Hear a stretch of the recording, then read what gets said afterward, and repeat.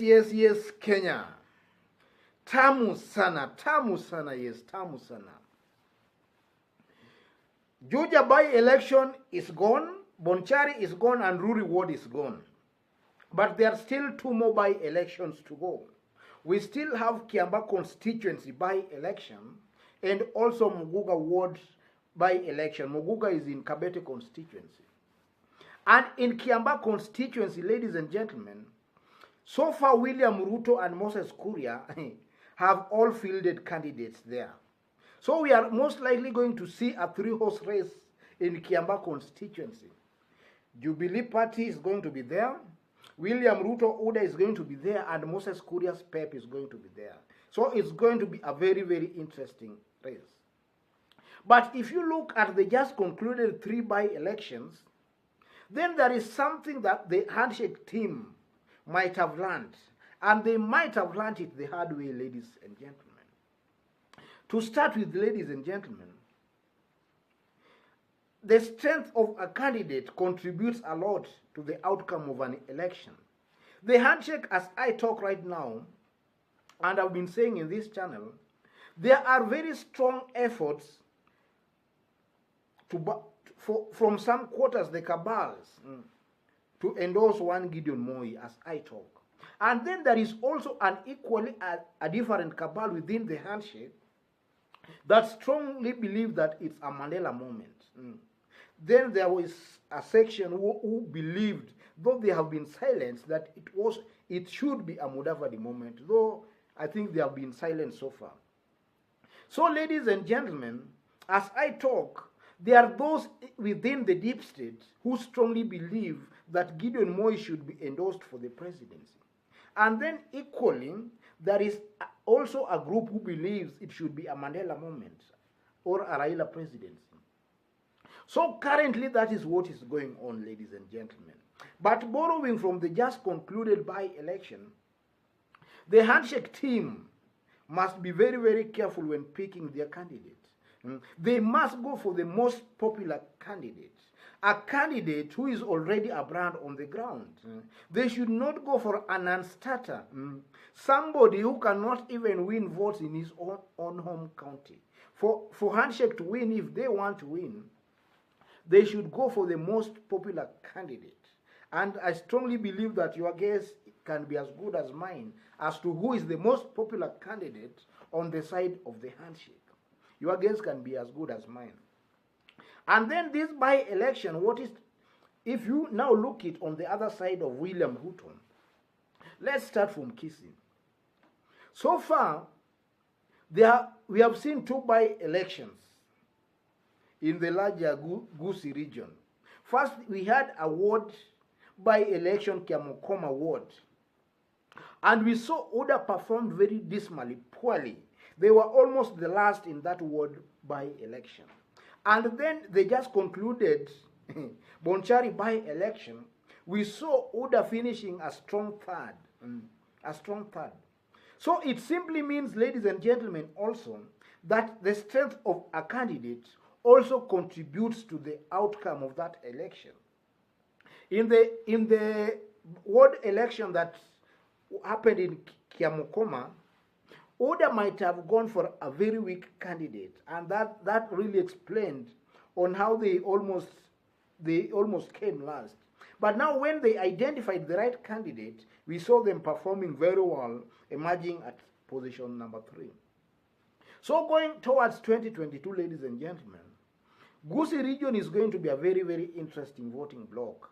And from the by-election, from the 2 by-elections that have been conducted in that area, ODM has stamped his authority there, and you can now see clearly that ODM is the party to beat in Gusii region, or rather among the Kisiis, going by the by-election results. Because the first one, Kiamokoma ward, ODM won, and then ODM has also won the Bonchari parliamentary seat. So ODM becomes out as the party to beat, ladies and gentlemen.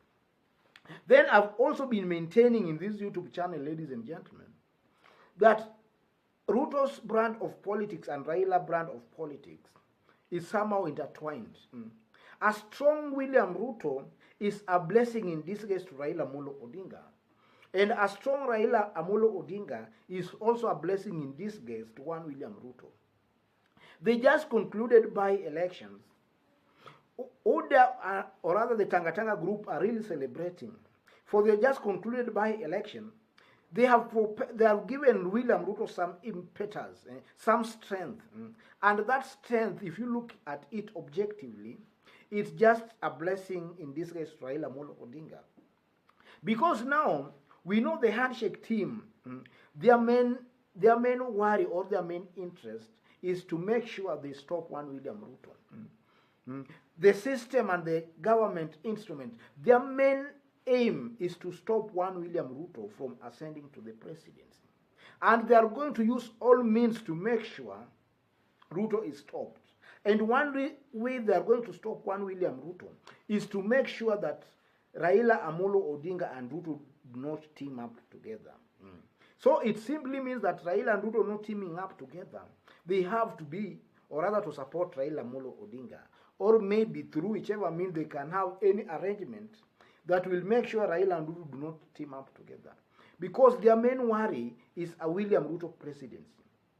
So if you look at the handshake principles, or rather the handshake candidates who wants to be endorsed, I strongly believe, ladies and gentlemen, and this is a known fact, you know, in this YouTube channel, we don't beat about the bush. Gideon Moi cannot beat William Ruto. Assuming it's now one-on-one, that's a fact and is a known fact. Kalonzo Musyoka cannot beat one William Ruto. Musalia Mudavadi cannot beat one William Ruto.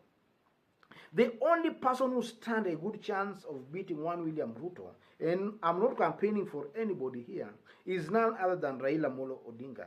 That's a fact and that's the truth of the matter. So for the handshake team, maybe they may not like that idea. But now I'm seeing going towards 2022, they might be forced to support Raila simply because he's the only strong candidate that can face off with one William Ruto and give Ruto a humiliating defeat. So this by-election, just as I've stated, a strong Ruto is a blessing in disguise to Raila Amolo Odinga.